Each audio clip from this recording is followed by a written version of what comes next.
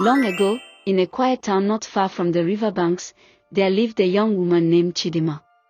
She was known for her gentle smile and the kindness in her heart. Yet, beneath her beauty and laughter, Chidima carried a deep loneliness. She longed for love, a love that would see her, hold her, and never let go. One evening, as the sun set and painted the sky with gold and red, Chidima met a man named Obinna. He was tall, graceful, and spoke with a voice as calm as flowing water. His eyes held a strange glow, as though the moonlight itself had found a home in them. From the first night they spoke, Chidima felt her heart beating differently. He seemed to understand her pain, her dreams, and her longing for a companion. Obinna courted her swiftly. He brought her flowers that never withered, whispered promises under the stars, and filled her nights with warmth. It felt too perfect, too magical, but Chidima did not question it. When he asked her to marry him, she said yes with tears of joy. Their wedding was quiet, almost secret, attended only by a few neighbors who remembered it as the most beautiful night they had ever seen. Obinna looked radiant, and Chidima thought her prayers had been answered. For a while, she lived in bliss. But soon, strange things began to happen. Obinna was never seen in daylight. He appeared only at dusk and vanished before dawn. His touch was sometimes warm, but other times it felt like cold mist against her skin. And in the depth of night, when the house grew silent, Chidima often woke to find him standing at the window, staring at the river as though it called to him. Whispers began to spread in the town. Some said Chidima's husband was not a man, but a spirit, a ghost from the river who had taken the form of flesh. At first, she refused to believe it. But one night, unable to sleep, she followed Obinna quietly as he slipped out of the house. What she saw by the river froze her blood. Under the moonlight, Obinna's body shimmered and turned transparent.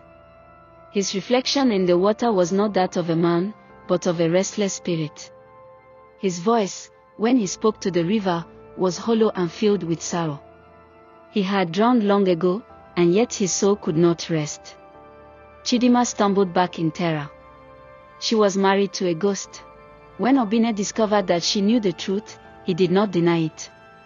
Instead, he begged her not to leave him. He told her that love had tied his spirit to her, that she had become his anchor to the world of the living. Chidima wept bitterly, torn between fear and the love she still felt for him. Soon after, she discovered she was with child. The thought filled her with dread and wonder. Could a ghost father a child? And what would such a child be? When the time came, Chidima gave birth to a daughter. She named her Amara, for she was grace itself, a child with eyes bright as the stars and a laugh that lit the darkest room. Chidima loved her dearly, but she could not ignore the strange signs. Whenever Amara cried, the wind howled with her. Whenever she laughed, the river's waves seemed to dance. Obinna adored his daughter, though he could never hold her in the light of day. Each night, he appeared to sing to her, to watch her sleep, to whisper things Chidima could not hear. It was beautiful, and it was terrifying. Chidima lived in this haunted love until one fateful night, Obinna vanished. His visits stopped, his whispers faded, and the river grew silent. She thought perhaps his soul had finally found rest.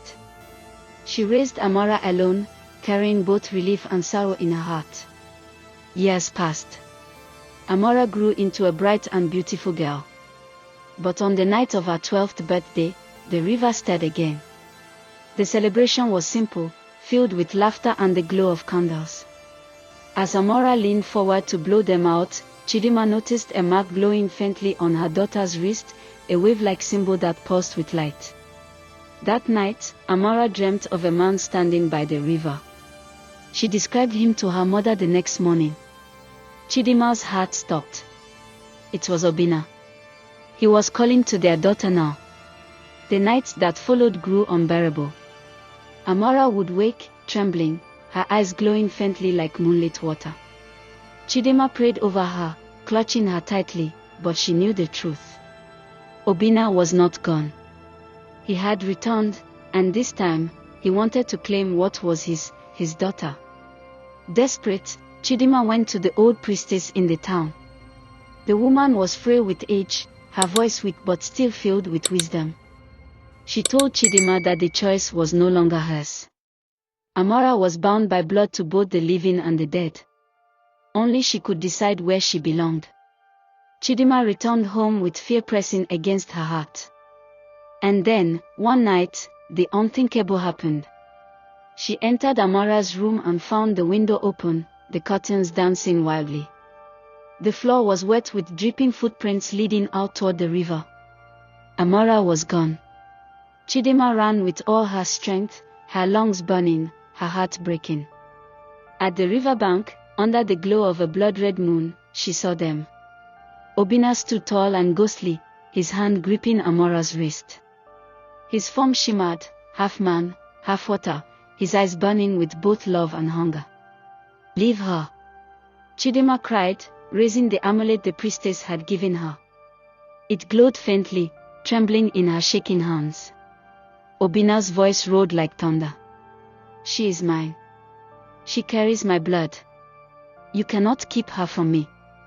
Amara stood between them, her eyes wide, torn between the mother who had raised her and the ghostly father who called to her spirit. The river roared, waves rising high, trying to pull Chidima in. But she held her ground, lifting the amulet higher as she shouted prayers through her tears. Obinna's form twisted, his face shifting between love and fury, beauty and monstrosity. Lightning cracked above, illuminating the battle between the living and the dead. "Amara!" Chidima screamed. "Choose life. Choose me." The amulet burst into blinding light. Obinna staggered, his form flickering. His glowing eyes locked on Amara one last time, filled with sorrow. Then, as dawn broke and the first light of morning touched the river, his figure dissolved into mist. His final words echoed in the air. "You cannot keep her forever." The river calmed. The waves fell silent. Chidima collapsed to her knees in the mud, clutching Amara tightly against her chest. Both mother and daughter trembled, soaked and exhausted. The sun rose gently over the horizon, but Chidima's heart knew peace would not last. Obinna was gone, but only for now. Thanks for watching. This is the end of part 1. Stay tuned for part 2, it's coming soon.